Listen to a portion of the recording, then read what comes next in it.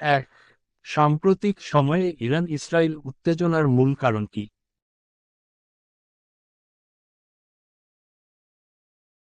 সঠিক উত্তর হল বি, পারমাণবিক কর্মসূচি ও আঞ্চলিক প্রভাব।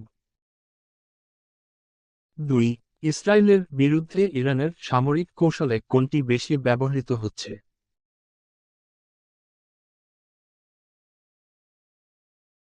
সঠিক উত্তর হল বি, ড্রোন ও প্রক্সি গ্রুপ। 3, যুক্তরাষ্ট্র এই সংঘাতে কী ভূমিকা পালন করছে?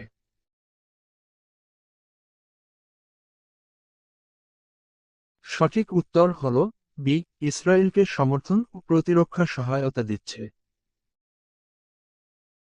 4, প্রক্সি ওয়ার বলতে কি বোঝায়?